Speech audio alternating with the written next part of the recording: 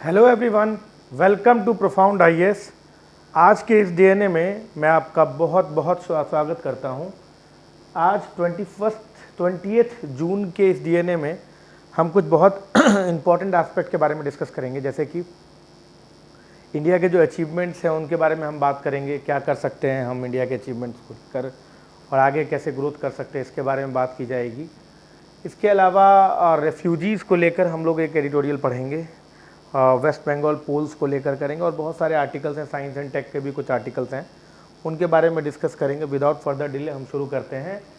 सबसे पहले profound IAS के इनिशिएटिव्स, जैसे कि फाउंडेशन कोर्स है फॉर यूपीएससी 2024-25। देख क्या रहे हैं, फटाफट इसको जो है सब्सक्राइब कर लीजिए, क्योंकि सर जी इसमें आपको 1 ईयर का कंप्लीट कवरेज मिलेगा, complete coverage for prelims and mains मिलेगा, क्वालिटी आंसर राइटिंग सेशंस होंगे, इसमें टेस्ट सीरीज है for both prelims and mains, complete guidance. तो सबसे बड़ी बात गुरुकुल अभ्यास की बात की जाती है। इसमें हम कोचिंग सेंटर में ही 24 आवर आपके हमारी नजरानी में रहते हैं। आप कॉस्ट होने का मौका मिलेगा आपको, लेकिन हम ही जो बेसिकली मेंटोर के फॉर्म में आपके सामने रहेंगे और आपको मतलब कंटिन्यूस गाइड प्रोवाइड करेंगे। ये हर मंथ में कम से कम 3 से 4 दिन होता है। तो this is the unique thing which we people have, और इसका बड़ा फ़ायदा भी हुआ है इस बार के प्रीलिम्स में बच्चों को। इसके अलावा यूपीएससी ज्योग्राफी ऑप्शनल 2024-25 है, complete coverage paper 1-2, mapping practice, comprehensive coverage for physical and human geography, answer writing, regular test series है, comprehensive course for UPSC mains, जो इस बार मेंस दे रहे हैं उनके लिए बहुत इंपॉर्टेंट कोर्स है। इंडिया एंड वर्ल्ड हिस्ट्री के लिए, post independence, art and culture, polity and governance, science and technology, international relations, internal security, ethics, aptitude and integrity, बहुत कुछ है। इन तीनों ही कोर्सेज के लिंक मैंने आपको डिस्क्रिप्शन बॉक्स में डाल दिए हैं, आप तुरंत क्लिक करके आप इसको सब्सक्राइब कर सकते हैं। Eight the same time profound IAS का ऐप आप जरूर डाउनलोड करें, इसमें इसका पीडीएफ भी आपको मिल जाएगा आराम से, ठीक है। A rising India involves dance steps with the US. अब ये बता रहे हैं कि इंडिया जो है एक तरह का राइजिंग इंडिया की तरह काम कर रहा है। कैसे राइज कर रहा है, समझ में आ रहा है, क्या पोटेंशियल है इंडिया के पास, ये आर्टिकल बस उसी के बारे में बता रहा है। देखिए, अगर आपको ऐसे लिखना है, वो भी बड़ा कंस्ट्रक्टिव ऐसे लिखना है, इंडिया के बारे में आपको कुछ अच्छी बातें बतानी है, कुछ इंपॉर्टेंट बातें बतानी है, तो आपके लिए ये एडिटोरियल बहुत इंपॉर्टेंट हो जाएगा मेरे ख्याल से, ठीक है। तो ऐसे के लिए ये एडिटोरियल बहुत इंपॉर्टेंट है, ठीक। तो मैं जो इस बार आपको क्वेश्चन दूंगा तो वो आपको ऐसे में ही दूंगा इस टॉपिक पे, ठीक है। देखिए कि एक आर्टिकल क्या कह रहा है, सुनिए। इन्होंने ये कहा कि इंडिया ने 63 ईयर्स लगा दिए 1 ट्रिलियन इकोनॉमी रीच करने में, ठीक है, लेकिन केवल 7 साल लगाया 2 ट्रिलियन इकोनॉमी रीच करने में, और केवल 3 साल लगाया 3 ट्रिलियन इकोनॉमी रीच करने में, और 2047 तक हम 25 ट्रिलियन इकोनॉमी अचीव कर लेंगे, ऐसा कहा जा रहा है। ऐसा ये ऑथर कह रहे हैं, खुद नहीं, ये कह रहे हैं कि as per price water house coopers, समझ में आ रहा है, इन्होंने ऐसा कहा है कि 2047 तक हम 25 ट्रिलियन अचीव कर लेंगे। यानी 63 ईयर्स हमें लग गया 1 trillion, 7 years 2 trillion, 3 years 3 trillion, और 2047 तक हम 25 ट्रिलियन अचीव कर लेंगे। इसका मतलब क्या हुआ, इसका मतलब कि हम लोग रैपिडली ग्रो कर रहे हैं, ये कह रहे हैं आर्टिकल। यानी जब हम लोग 100th ईयर्स ऑफ इंडिपेंडेंस पे रहेंगे तो हमारा जो टोटल जो जीडीपी होगा वो 25 ट्रिलियन की बात होगी, और बड़ी बात है ये, ठीक है। इन्होंने ये बात कहा है। फिर इन्होंने कहा कि 1700, अगर हम लोग 1700 एडी की बात करें, उस समय में ग्लोबल जीडीपी का 35% शेयर इंडिया के पास खुद था, ठीक है। लेकिन चूँकि हम लोग कॉलोनी बने, ब्रिटिशर्स की कॉलोनी बने, तो हमारा जो है इकोनॉमिक डिग्रेडेशन हुआ उसके बाद, समझ में आ गया। तो आफ्टर द ब्रिटिश कॉलोनाइजेशन और फिर इंडिपेंडेंस 1947, उसके बाद 1991 क्राइसिस आया। उस समय में हमारा कंट्रीब्यूशन मात्र 1% ऑफ द जीडीपी था टोटल वर्ल्ड का, लेकिन ये धीमे धीमे बढ़ रहा है। आज के डेट में ये 4 से 5% ऑफ द टोटल जीडीपी है, समझ में आ रहा है। So we are a potential market, समझ में आ रहा है, we have a potential market and we are a potential market for the world, समझ में आ गया। इन्होंने ये कहा आपको। उसके बाद इन्होंने कहा कि यूनाइटेड स्टेट्स के लिए ये गजब का मार्केट है, अगर वो चाहें तो इसमें टेक्नोलॉजिकली, मिलिट्रली और नॉन मिलिट्री तरीके से जो है उसमें इन्वेस्ट कर सकते हैं। हमारे यहाँ कैपिटल इन्वेस्टमेंट हो सकता है, ठीक है, ये बात ध्यान रखिएगा। फिर उन्होंने कहा कि 2030 में, देखिए ये एक आईएएस ऑफिसर हैं, श्रीवास्ता कृष्णा, उन्होंने ये आर्टिकल लिखा है। तो इसमें कहीं पर भी आपको ऐसा निगेटिव नहीं मिलेगा, सारी बातें पॉजिटिव पॉजिटिव मिलेगी। और काफ़ी दिनों बाद एक पॉजिटिव सा आर्टिकल मिला है द हिंदू में, ये बड़ी बात है, ठीक है। तो इसके पॉइंट आप नोट डाउन कर सकते हैं। इसके बाद इन्होंने लिखा है कि by 2030 India will have the working population of 1 billion. अब ध्यान सुनिए, इन्होंने कहा है कि देखिए डेमोग्राफिक डिविडेंड कितना ज़्यादा होगा, 1 बिलियन वर्किंग पॉपुलेशन होगा हमारा, ध्यान रखिएगा, समझ में आ गया। उसके बाद इन्होंने क्या बोला, इन्होंने बोला कि मोबाइल डेटा कंजम्पशन की बात करें तो करीब करीब आप ये समझ लीजिए कि 8 साल पहले जो था हम 122nd रैंक पे थे, आज हम रैंक 1 पे हैं। भैया क्यों नहीं होंगे, आप टिकटॉक वगैरह देखेंगे, यूट्यूब देखेंगे तो मोबाइल डेटा कंजम्पशन होगा। जोक से part, mobile data consumption in the sense कि हम कितने टेक्नोलॉजिकली जो है फ्रेंडली बनते जा रहे हैं, ये दिखा रहा है, स्पेशली हमारी यूथ। तो हम एक फर्स्ट पोजीशन में मोबाइल डेटा कंजम्पशन में, ठीक है। इसके अलावा ग्रीन फ्रेंडली सक्सेस स्टोरी की अगर हम लोग बात करें तो हम लोगों ने भाई साहब क्या किया, फिजिकल एक्सपेंशन किया है, एट द सेम टाइम हम लोगों ने फिजिकल प्रूडेंस भी किया है, अपने खर्चे भी कम किए हैं, हम लोगों ने अपने टैक्स के सोर्सेस भी बढ़ाए, जीएसटी इम्प्लीमेंट किया हम लोगों ने, ठीक है। तो इसके लिए फाइनेंस मिनिस्ट्री ने काफ़ी अच्छा काम किया। इन्होंने क्या कहा कि फ्यूल जो है जैसे कि कोल है और पेट्रोलियम वगैरह, इन पे हमने सेस लगाया और इन सेस से जो भी पैसा मिला हम लोगों ने ग्रीन एक्सपेंडिचर किया, हम लोगों ने ग्रीन सेक्टर में उस पैसे को लगाया, रिन्यूएबल एनर्जी में हमने उस पैसे को लगाया। इसके अलावा इन्होंने एक और बात कही, इन्होंने कहा कि जो फ्यूल सब्सिडी हम पहले देते थे 50,000 करोड़ को, उसको हमने कट डाउन कर दिया। 2015 में हम लोग 50,000 करोड़ देते थे, इनको कट डाउन करके हम लोगों ने 7,000 करोड़ किया है, समझ में आ रहा है। और अगर इसे हम एक्स्ट्रापोलेट करें तो ये कम से कम 9 to 10 बिलियन डॉलर के करीब है, समझ में आ गया। ये दिखाता है कि जो फ्यूल सब्सिडी हम लोग दे रहे थे उसे हम लोगों ने कम करके हमने अपने एक्सपेंडिचर को कर्व किया और इस पैसे को हम लोग ग्रीन इन्वेस्टमेंट में लगा सकते हैं। ये दिखाते हैं कि हम लोगों ने किस तरीके से क्लाइमेट और इन्वायरमेंट को भी ध्यान रखा है इकोनॉमिक ग्रोथ में, ठीक है, ये ध्यान रखिए। इसके अलावा इन्होंने बोला है कि हमने इंफ्रास्ट्रक्चर प्रोजेक्ट को स्मूथनिंग किया है और हम इंफ्रास्ट्रक्चर ग्रो करा रहे हैं जिससे हमारा जीडीपी ग्रोथ और तेज़ी से हो, ठीक है। इसके अलावा इन्होंने कहा कि भाई हमारे यहाँ गति शक्ति वगैरह स्कीम लाया गया, जियो स्पेशल इंफॉर्मेशन सिस्टम लिया गया। इसके तहत हम लोग क्या करते हैं, जियो स्पेशल इंफॉर्मेशन मतलब एक एरिया के, आप मान लें टोपोग्राफी ले लिया, एक एरिया का फॉरेस्ट ले लिया, इसको हम लोग क्या करते हैं, एक्स्ट्रापोलेट करते हैं, उसके बेसिस पर हम रिसोर्स का मैक्सिमम यूटिलाइजेशन कर सकते हैं। इस प्रकार इन्होंने पता किया कि कहाँ रोड है, कहाँ फॉरेस्ट है, और हम लोगों ने जो है टाइम और रिसोर्सेज को इस तरीके से सेव किया है काफ़ी ज़्यादा, समझ में आ रहा। प्राइवेट सेक्टर भी जो है उन्हें अलाउ किया गया है कमर्शियल कोल माइनिंग में, और इसके तहत जो है ओडिशा, वेस्ट बंगाल, छत्तीसगढ़ में कमर्शियल कोल माइनिंग भी हो रही है, समझ में आ गया, ठीक। इसके अलावा पेट्रोलियम एक्सप्लोरेशन भी काफ़ी ज़्यादा हो रहा है, ठीक। इसके अलावा इन्होंने बोला कि ट्रांसपेरेंसी और एफिशिएंसी बढ़ी। इन्होंने बोला पब्लिक फाइनेंशियल मैनेजमेंट सिस्टम लाया गया जिसको एक डेडिकेटेड फाइनेंशियल मैनेजमेंट मैकेनिज़्म को इंस्टीट्यूशनलाइज किया गया। इन्होंने ये भी बताया कि किस तरीके से हमने डीबीटी ट्रांसफ़र करके जो है काफ़ी सारे लीकेजेस बचाए, डायरेक्टली हम लोग बैंक में पैसा ट्रांसफ़र कर रहे थे, ये बात भी इन्होंने काफ़ी कहा, समझ में आ रहा है। इन्होंने कहा परिवहन सिस्टम ला रहे हैं, ट्रांसपोर्टेशन में रोड, रेल, इनमें हमारा इन्वेस्टमेंट हो रहा है।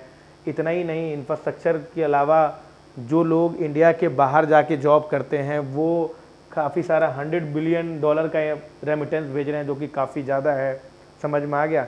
इतना ही नहीं, प्राइम मिनिस्टर का अपना पर्सनल आउटरीच भी है, ताकि हम जो हैं उस पर्सनल आउटरीच के तहत वर्ल्ड में डिफरेंट कंट्रीज़ में हमारा जो है मतलब कि फ्रेंडशिप बढ़ रहा है, और हमारे जो प्राइम मिनिस्टर है वो एक वर्ल्ड लीडर की तरह इमर्ज करके आ रहे हैं, ठीक है। इन्होंने ये बोला, ठीक। इसके अलावा ये क्या कह रहे हैं, इन्होंने बोला कि India needs to give, India ने जो है नॉन अलाइनमेंट की जो पॉलिसी है उसको हटाकर इंडिया ने एक्टिव पार्टिसिपेशन कहा कि हम इंडियन वर्ल्ड पॉलिटिक्स में एक्टिवली पार्टिसिपेट करेंगे।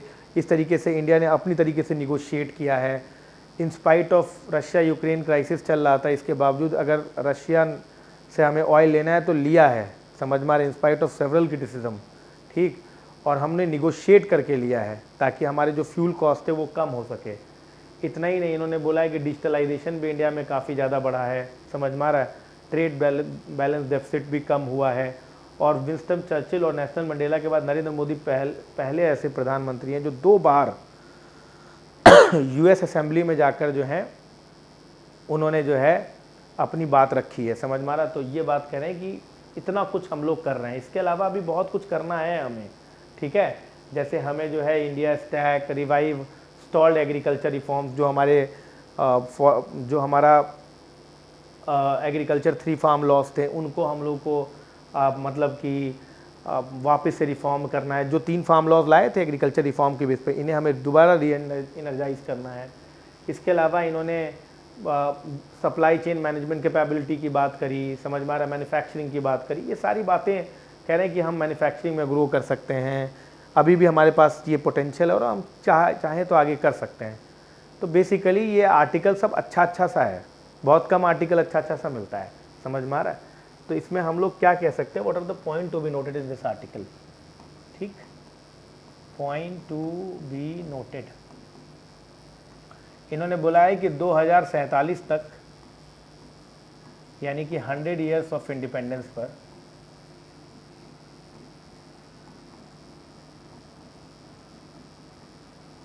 हम जो है 25 ट्रिलियन डॉलर इकोनॉमी बन जाएंगे, यानी हम ग्लोबल लीडर बन जाएंगे। इन्होंने कहा है कि 1700 में हमारा जीडीपी कंट्रीब्यूशन जो था वो 35% था, जो कि 1991 में 1% हुआ, और अब फिर से प्रेजेंट डे में 2023 में तक करीब 3 से 4%, और वी आर इंक्रीजिंग इट, ठीक है। फिर इन्होंने ये बोला कि भाई ऐसा है, हम लोग ग्रीन ग्रोथ कर रहे हैं, सेस लगा रहे हैं फॉसिल फ्यूल पर, और इसका खर्चा हम लोग क्या करें, ग्रीन इंफ्रास्ट्रक्चर पे लगा रहे हैं, ठीक। इसके अलावा इन्होंने और चौथी बात क्या कही, जो मुझे बड़ा इंपॉर्टेंट लगा ये आर्टिकल में, क्या कही इन्होंने इन्होंने कहा है क्या कि फिस्कल प्रूडेंस कर रहे हैं हम लोग, खर्चे, फिस्कल प्रूडेंस मतलब खर्चे कम कर रहे हैं, वो भी फालतू खर्चे। इन्होंने कहा कि हम पहले मतलब कि फ्यूल सब्सिडी देते थे, उस फ्यूल सब्सिडी को हम कम कर रहे हैं। Are you getting my point, ठीक। ये सब बातें कहा। इन्होंने कहा कि हम हमारे ऑनरेबल प्राइम मिनिस्टर एक ग्लोबल लीडर की तरह इमर्ज कर रहे हैं, और हमारी फ्रेंडशिप बढ़ती जा रही है, ठीक। हमारा करीब ये मान के रखिए कि 100 बिलियन डॉलर का रेमिटेंस है। तो ये सारी बातें इन्होंने बताया, ठीक है। तो आपसे क्या पूछ सकता है इससे, कोई ऐसा कोई सवाल खास नहीं बनेगा, इनसे पूछेगा कि इंडिया इज राइजिंग,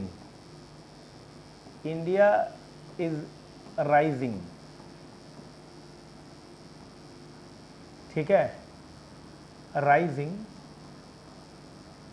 मिथ और सब्सटेंस, ये आपसे ऐसे पूछ सकता है। ये आपको 1500 वर्ड्स में लिखना है, 125 मार्क्स का है। मैं आपसे कहूँगा कि ये ऐसे आप ज़रूर लिखें, ये मेरी आपसे रिक्वेस्ट है, समझ में आ रहा है। इस पूरे आर्टिकल में इतने सब्सटेंस है ना कि आप इससे एक बढ़िया ऐसे लिख सकते हैं, है ना। और आप लिखिए ताकि आपको इनके जो डेटा वगैरह हैं वो याद रहे आपको, ठीक है, ये ध्यान रखिएगा। चलिए next, refugees as asset to their new countries.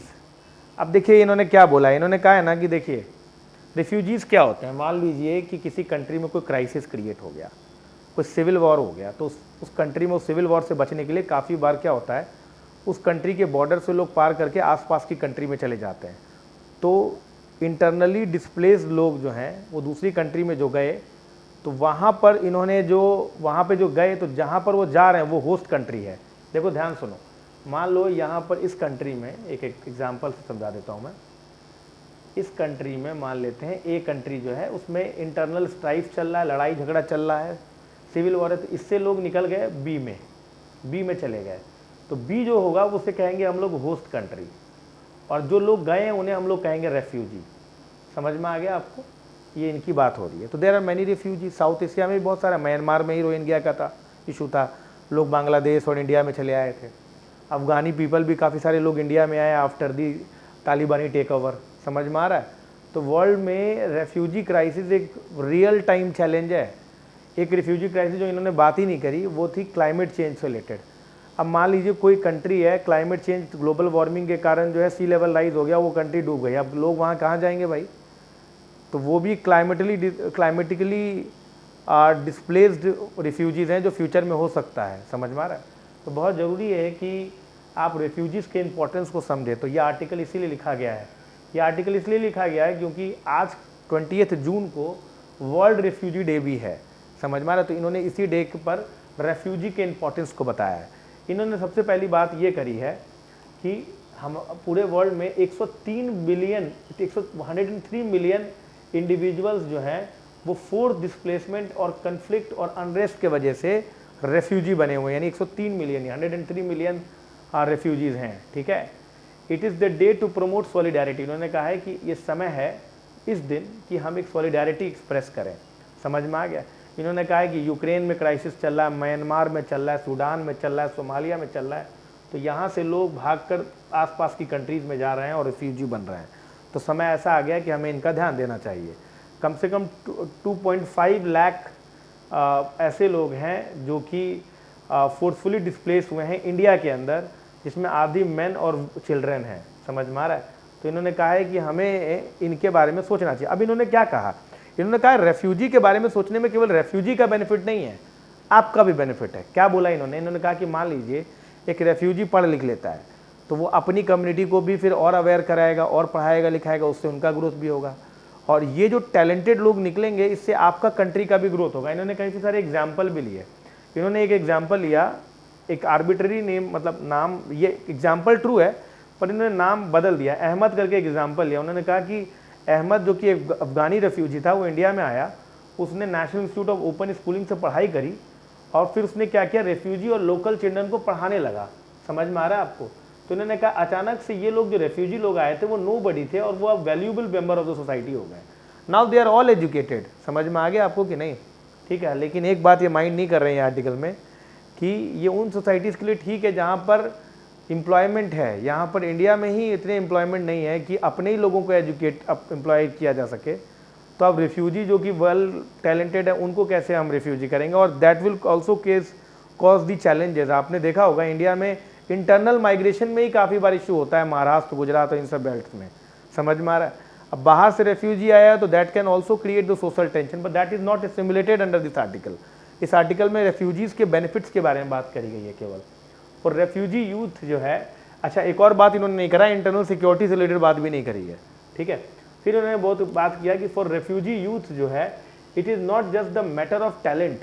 उन्होंने कहा है कि it is a matter of prospect. इन्होंने कहा कि आप ना रेफ्यूजी को हैंड आउट मत दीजिए। समझ में आ रहा है? उनको अपॉर्चुनिटी देखिए वो अगर आप उनको अपॉर्चुनिटी देंगे तो वो आपकी सोसाइटी में कैसे कंट्रीब्यूट करेंगे। समझ में आ रहा है? अपने ड्रीम भी फुलफिल करेंगे और दूसरों के लिए रोल मॉडल भी बनेंगे। इन्होंने एक एग्जांपल लिया आयशा का। वो कह रहे हैं क्या कि अर्शा ने अपने करियर को परस्यू किया, वो एक आर्टिस्ट डिज़ाइनर बन गई और उसने स्विम वियर जो है अभी रिसेंटली स्विम वियर का एक डिज़ाइन किया है जो कि अभी आपका जो है ई-कॉमर्स के थ्रू बिक भी रहा है। ठीक है, फिर उन्होंने बोला कि dismantle the barriers, there are many barriers also. जैसे कई सारे कम्युनिटीज रिफ्यूजीज होते हैं, उनको लीगल रिकॉग्निशन नहीं मिलता है, उनके पास डॉक्यूमेंट नहीं होते हैं, समझ, इस वजह से उनको essential services, hospital, health care नहीं मिल पाता है। तो हमें इनको दूर करना चाहिए और इनके लिए कंड्यूसिव एटमॉस्फेयर बनाना चाहिए। और ये रिस्पॉन्सिबिलिटी केवल गवर्नमेंट की नहीं है, सिविल सोसाइटी, प्राइवेट पार्टी, सबकी जिम्मेदारी है। समझ में आ रहा है? इसलिए उन्होंने कहा है कि विकसित युवा विकसित भारत, ये कहा है। तो बेसिकली ये कह रहे हैं कि we can use the refugee as a resource. समझ में आ रहा है? अगर हम उनको एज अ रिसोर्स की तरह इस्तेमाल करें, अगर हम उन्हें ह्यूमन कैपिटल प्रोवाइड करें, एजुकेशन, हेल्थ प्रोवाइड करें, तो वो हमारे लिए भी रिसोर्स की तरह काम कर सकते हैं। That is what this article is basically saying. समझ में आ रहा है? ये ध्यान रखिएगा। ठीक, तो चलिए हम जरा बात करें कि what are the point to be noted. इन्होंने सबसे पहले पॉइंट टू बी नोटेड में क्या बोला?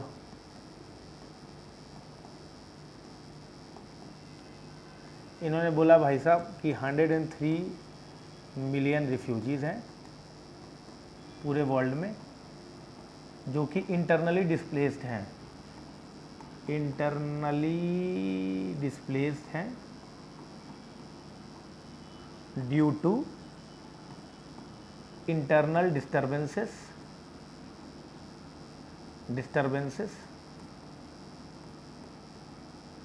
And civil strife. ये बात इन्होंने कही। ठीक, अब इन्होंने कहा कि we should use refugee as an asset. कैसे एसेट की तरह इस्तेमाल कर सकते हैं? We can educate them, provide health care infrastructure, provide documents. इससे क्या होगा? ह्यूमन कैपिटल डेवलपमेंट होगा,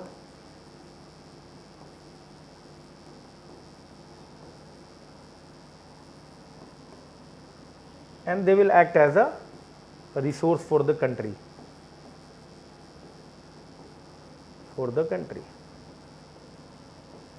ये इन्होंने कहा है। ठीक है, तो क्वेश्चन क्या पूछ सकता है आपसे यूपीएससी? क्वेश्चन आपसे पूछ सकता है कि व्हाट आर द चैलेंजेस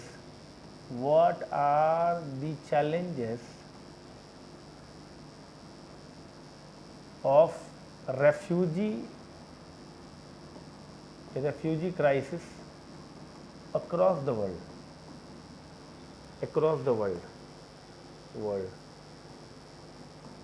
ठीक है, सजेस्ट रेमेडीज।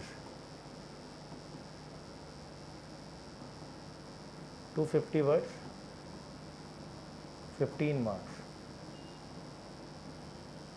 ठीक, चलो आगे बढ़ो।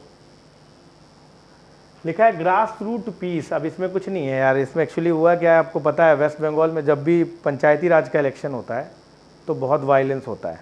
ठीक है, उसमें जो अपोजिशन पार्टी वाले जो लोग होते हैं और रूलिंग पार्टी में कई बार झगड़ा हो जाता है और कई बार वायलेंस की वजह से डेथ भी हो जाती है कई लोगों की।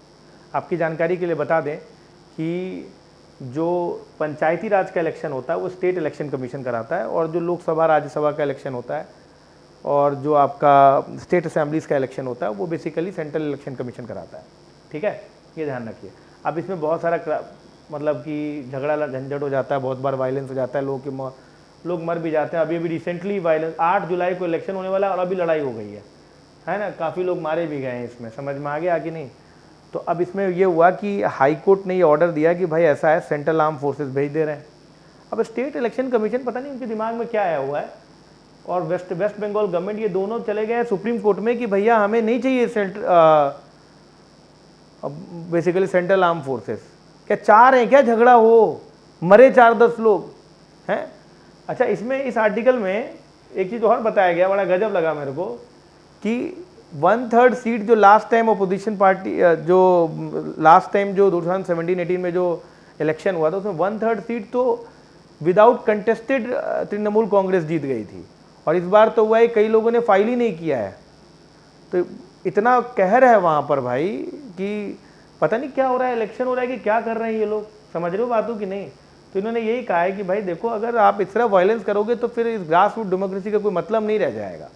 ठीक है, तो आप थोड़ा सा इसको कंट्रोल करें, है ना? ये चीज़ आप लिख सकते हैं गवर्नेंस इश्यूज़ में, इलेक्शन स्पेशली इलेक्शन रिफॉर्म्स वगैरह में। Safety first. अब देखो यार, ये क्या आर्टिकल है? ये आर्टिकल बेसिकली हुआ क्या है कि श्रीलंका में कुछ लोगों ने कुछ दवाइयाँ खाई हैं, उसकी वजह से कुछ लोगों को इन्फेक्शन हो गया और कुछ लोगों को डेथ भी हो गया है। समझ में? जैसे कि इन्होंने एनेस्थेटिक ड्रग्स, मैं इसको ज़रा बताता हूँ, ये आर्टिकल में चाहता हूँ कि आप पढ़े सुने। एक एनेस्थेटिक ड्रग्स लिया, उसकी वजह से क्या हुआ कि कई लोगों को इन्फेक्शन हो गया। समझ में आ रहा है? 30 पेशेंट्स को इन्फेक्शन हो गया, है ना? और मतलब कई सारे लोगों को एनेस्थेटिक ड्रग्स की वजह से मतलब इन्फेक्शन हुआ, और कई लोगों की डेथ हो गई है इस एनेस्थेटिक ड्रग्स की वजह से। इतना ही नहीं, कुछ महीना पहले इंडिया द्वारा भेजा गया एक ड्रग था जो कि आई ड्रॉप था, उससे 30 पेशेंट्स जो है इन्फेक्ट हो गए और 10 लोग ब्लाइंड हो गए। आप समझ रहे हैं? बाद में मालूम चला कि ये जो ड्रॉप था उसमें ड्रग रेसिस्टेंट बैक्टीरिया पाया गया था। समझ रहे हो बात को सर? ऐसे यही नहीं हुआ, करीब आपको गाम्बिया में सर जी कफ सिरप पिया गया और उसमें 70 लोगों की जान चली गई सर। 70 बच्चे जो है एक्यूट किडनी इंजरी के फेस किया। पता चला कि उस कफ सिरप में डाई इथाइल ग्लाइकोल और एथिलीन ग्लाइकोल था, जो कि प्रोपाइलीन ग्लाइकोल का सब्स्टिट्यूट है। प्रोपाइलीन ग्लाइकोल बहुत महंगा होता है, इसीलिए ये लोग डाई इथाइल ग्लाइकोल और इथाइलिन ग्लाइकोल जो है वो इस्तेमाल कर रहे थे।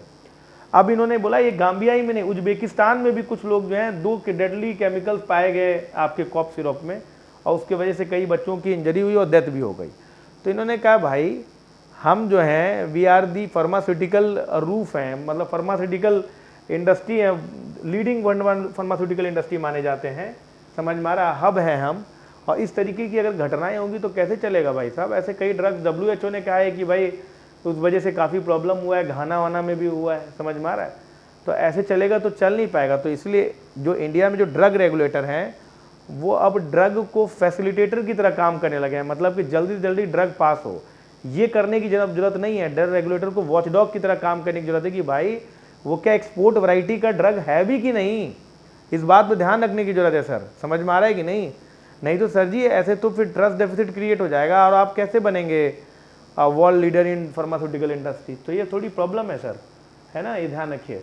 एक बड़ा अच्छा आर्टिकल लगा मुझे फोनॉन्स के बारे में। देखिए आपने पढ़ा होगा सुपर कंप्यूटिंग बहुत फास्ट कंप्यूटर होता है, वो बहुत सारी प्रॉब्लम को सॉल्व कर सकता है, कॉम्प्लेक्स प्रॉब्लम को सॉल्व कर सकता है, जो कि कॉम्प्लेक्स कंप्यूटर ज़रा काफ़ी टाइम या कर ही ना सके वो।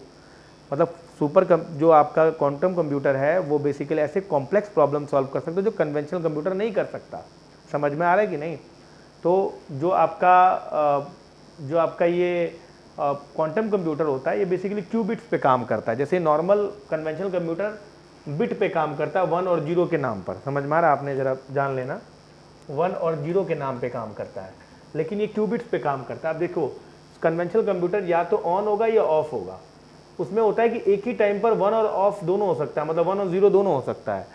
तो क्वांटम कंप्यूटर वाकई बहुत एडवांस है, बहुत फास्ट है, बहुत रोबस्ट है, जो कि क्वांटम मैकेनिक्स पे काम करता है। क्वांटम वो एक पार्टिकल फिजिक्स के किसी एक पार्टिकल के क्वांटम प्रॉपर्टी पर होता है। जैसे कि मान लो इलेक्ट्रॉन है, एक पार्टिकल है, अब उसका स्पिन के ऊपर जो है उस पर आधारित होकर जो है पूरा क्वांटम कंप्यूटिंग काम कर सकता है, उसके ऊपर क्वांटम कंप्यूटर बन सकता है। अब इन्होंने क्या बोला कि क्वांटम कंप्यूटर के लिए कोई भी पार्टिकल चाहिए जिसके बेसिस पर उसकी एक प्रॉपर्टी पकड़कर क्वांटम कंप्यूटर बनाया जा सकता है। लाइट भी इस्तेमाल कर सकते हैं हम लोग, लेकिन उन्होंने बोला कि क्या साउंड पार्टिकल इस्तेमाल कर सकते हैं क्या, जो हम लोग बोल रहे हैं, जो वाइब्रेशन क्रिएट हो रहा है। तो इन्होंने बोला कि जैसे लाइट से हम लोग फोटॉन्स बनाते हैं, वैसे ही साउंड पार्टिकल फोनॉन्स कहलाता है। तो फोनॉन्स की मदद से भी एक रिसर्च पेपर आया है, जो हम लोग आवाज़ जो निकाल रहे हैं उसकी मदद से भी जो है क्वांटम कंप्यूटिंग किया जा सकता है। ये गजब का एक रिसर्च है, उस पर बड़ी एनालिसिस की गई है, उतना हमें जानना नहीं है, पर फोनॉन्स जो होता है वो पार्टिकल होता है जो साउंड पार्टिकल से निकलता है, ये ध्यान रखिएगा। ठीक है, ठीक है, आगे बढ़ते हैं।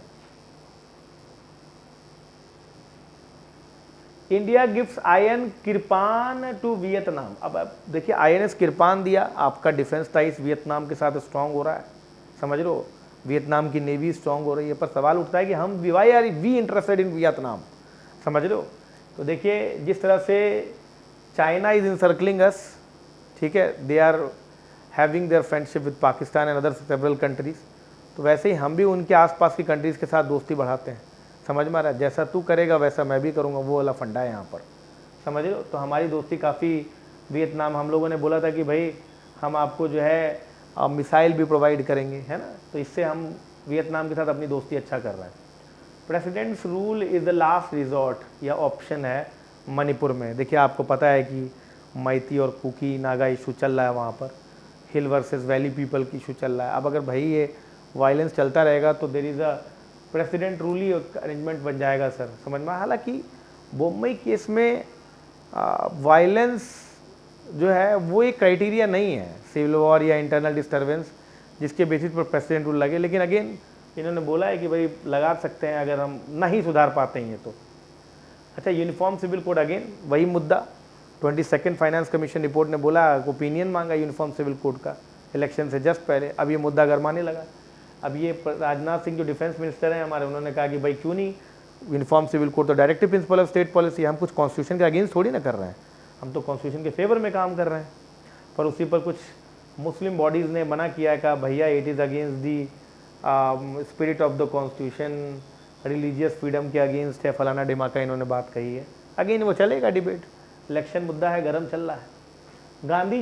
गांधी पीस प्राइज़ जो है ये बेसिकली गीता प्रेस को, आपने देखा होगा आपके यहाँ भगवत गीता जो है वो एक्चुअली गीता प्रेस का ही रहता है, आपने देखा हो गोरखपुर में है ये। तो जो गीता प्रेस को गांधी पीस प्राइज़ मिला है, तो एक बड़ी गजब की बात है कि गीता प्रेस कभी कोई डोनेशन नहीं लेती है, समझ में आ रहा है। तो एक तरह का मतलब फाइनेंशियली प्रोप्राइटनेस और एक न्यूट्रलिटी मेंटेन रहे। तो जो 1 करोड़ रुपए गीता प्रेस को दिया जा रहा था गांधी पीस प्राइज़ के तहत, लेकिन उन्होंने कहा कि चूँकि हम कोई डोनेशन नहीं लेते हैं इसीलिए हम आपका ये प्राइस नहीं लेंगे। इसके डिसीजन को काफ़ी इंडियन गवर्नमेंट ने सराहना भी किया।